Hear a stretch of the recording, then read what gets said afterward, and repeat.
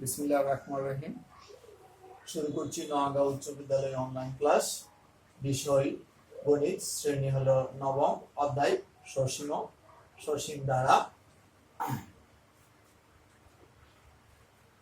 কোনো অনুক্রমের পদগুলো পরপর প্লাস চিহ্ন দ্বারা যুক্ত করলে একটি দ্বারা পাওয়া যায়।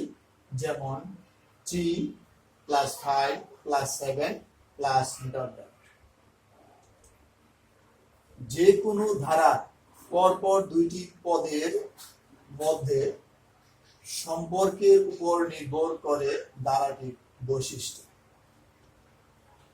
ধারাগুলোর মধ্যে গুরুত্বপূর্ণ ধারা হলো সমান্তর ধারা ও গুণোত্তর ধারা। কোন ধারার যে কোনো পদ তার পূর্ববর্তী পদের পার্থক্য সব সময় সমান হলে সেই ধারাটিকে সমান্তর ধারা বলে। যেমন 5 + 7 + 9 + ডট ডট।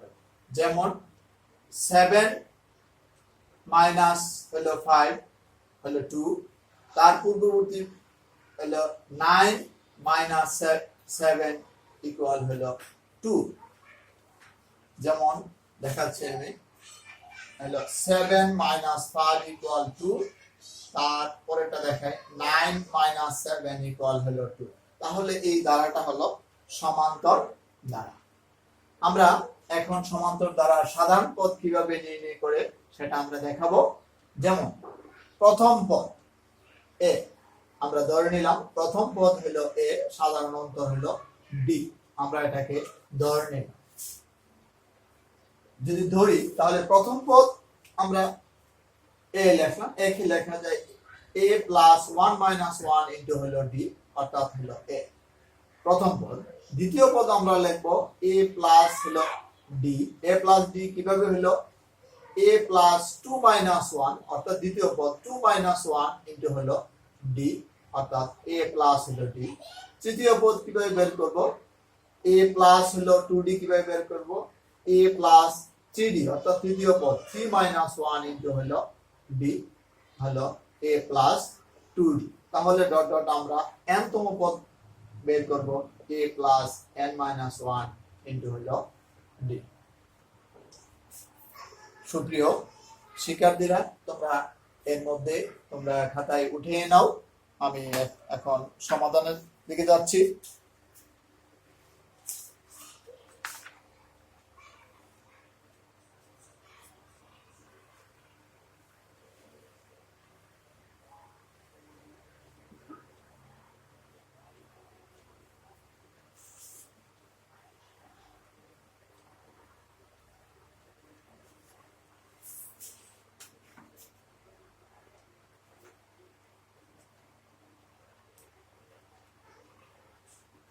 আমি একটি ধারা লিখতেছি 2 + 4 + 6 + dot dot 1 dot dot 100 equal.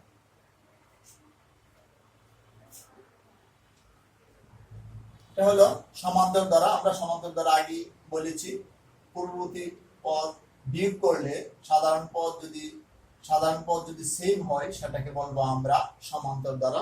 আমরা এই ধারাটা একটা সমান্তর দ্বারা। যেমন 4 - 2 ইকুয়াল টু 6 - 4 ইকুয়াল হলো 2।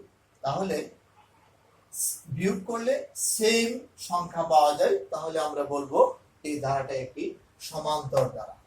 আমরা দেখো এখানে লেখা আছে 2 + 6 + 2 + 4 + 6 + ডট ডট 100 ইকুয়াল 100 ইকুয়াল। এখানে বলা হয়েছে 2 এর পরে 4, আমরা যদি ক্যালকুলেটরের সাথে যোগ করি 2 + 4 + 6 + 6 এর পরে 8 + 10 + এভাবে আমরা ইচ্ছা করলে আমরা ক্যালকুলেটরের সাহায্যে আমরা যোগ করতে পারি। কিন্তু আমরা ক্যালকুলেটরের সাহায্যে করব না, আমরা সূত্রের সাহায্যে কিভাবে আমরা যোগ করতে পারি সেটা আমরা দেখাবো। সমান্তর ধারার প্রথম পদ a ইকুয়াল হলো 2। ধারার সাধারণ অন্তর d ইকুয়াল 4 মাইনাস 2 ইকুয়াল হলো 2। সমান্তর দ্বারা শেষ পদকে আমরা n-তম পদ দিয়ে লিখব। শেষ পদ n-তম পদ হলো 100। এখন আমরা এটা যোগ করতে গিয়ে আমরা 2 থেকে 100 পর্যন্ত কয়টা সংখ্যা আছে আমরা বের করব। অর্থাৎ 2 এর পরে 4, 4 এর পরে 6, 6 এর পরে 8, 8 এর পরে 10, এভাবে 100 পর্যন্ত যাওয়া পর্যন্ত কয়টা সংখ্যা আছে সেটা আমরা আগে বের করব। তাহলে আমরা একটা সূত্র আমরা জানি n-তম পদ equal a plus n minus 1 into হলো d।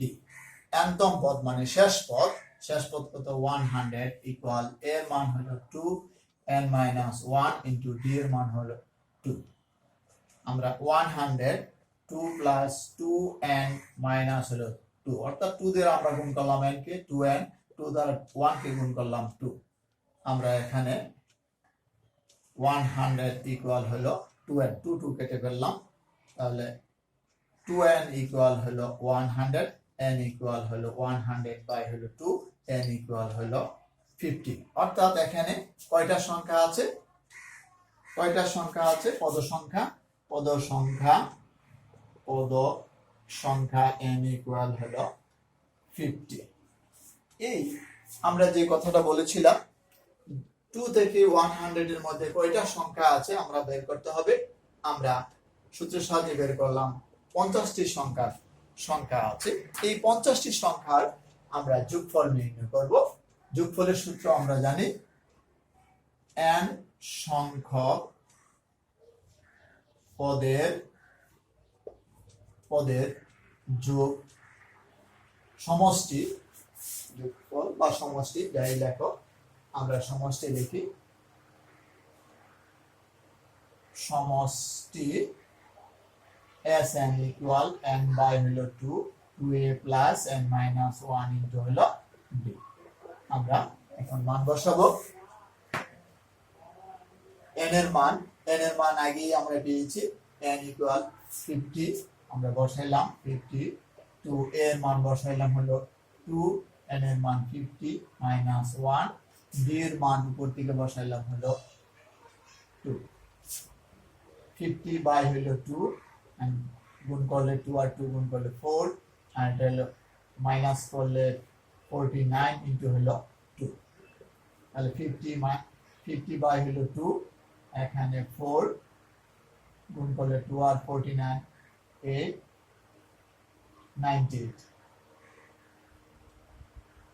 98 মানে যোগ করলে 52, 4 আর 98 যোগ করলে 100 হলো 102, এটা কাটলে হলো 51 গুণ হলো 50, রেজাল্ট যা হয় এখানে হবে। গুণ করলে 51 আর 50 0 0 আর 5 5 2550, 2000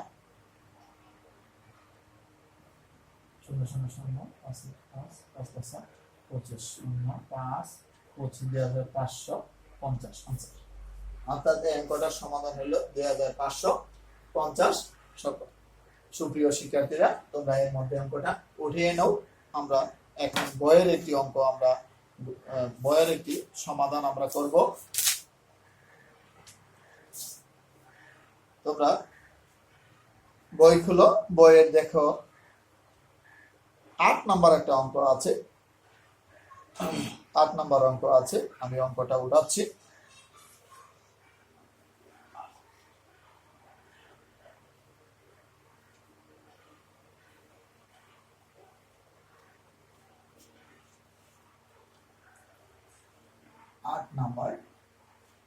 আট নাম্বারে আছে হলো 5 plus 11 plus 5 plus 11 plus 17 plus dot dot 5 plus 11 plus 17 plus dot dot plus হলো 59 ইকুয়াল 1। তাহলে দেখো আগের মধ্যেই আমরা ওটা করতে যাচ্ছি। একটা সমান্তর দ্বারা, কারণ 11 থেকে 5 বিয়োগ করলে 6, 17 থেকে 11 বিয়োগ করলে হয় 6। তাহলে এটা আমরা সমান্তর দ্বারা বলতে পারি। সমান্তর দ্বারার প্রথম পদ হলো, এখানে প্রথম সংখ্যা হলো 5, সমান্তর দ্বারা সাধারণ অন্তর মানে 11 মাইনাস হলো 5 ইকুয়াল হলো 6। সমান্তর দ্বারা nতম বলতে শেষ পদকে বোঝানো হয়েছে 59। তাহলে আমরা আগের মতোই 85 থেকে এবং 59 পর্যন্ত কয়টা সংখ্যা আছে আমাদের বের করতে হবে। আমরা বের করে নেই। তাহলে nতম পদ আমরা জানি, nতম পদ a plus n minus 1 into হলো d। nতম পদ হলো 59, এর মান হলো 5 হলো n মাইনাস 1 ইনটু হলো d এর মান হলো 6। 59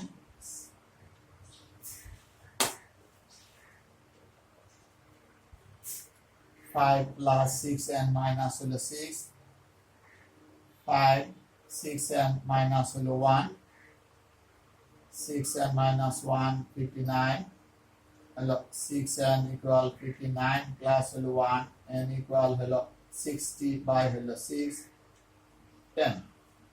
অর্থাৎ 5 থেকে 59 পর্যন্ত 10টি সংখ্যা আছে। আমরা পদ সংখ্যা লিখব 10।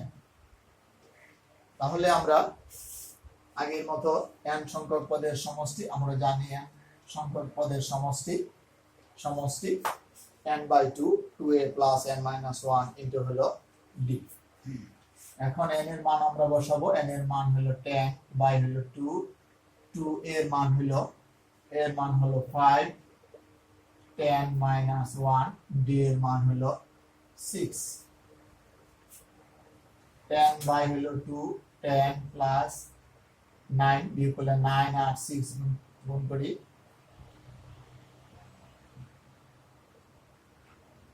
54। 10 by হলো 2 হলো, এখন 10 আর 54 যোগ করলে 60, 64 2 কাটলে 32 গুণ করলে 320। নির্ণয় মান হলো 320 অর্থাৎ 320। সুপ্রিয় শিক্ষার্থীরা, আশা করি তোমরা দুইটি সমাধান সুন্দর করে বুঝতে পেরেছো। পরবর্তীতে আমরা আরো ক্লাস নেব এই অধ্যায়ে। আশা করি তোমরা খুব মনোযোগ সহকারে অধ্যায়গুলো মনোযোগ সহকারে দেখবে। আজকে এই পর্যন্তই শেষ করলাম। আল্লাহ হাফেজ।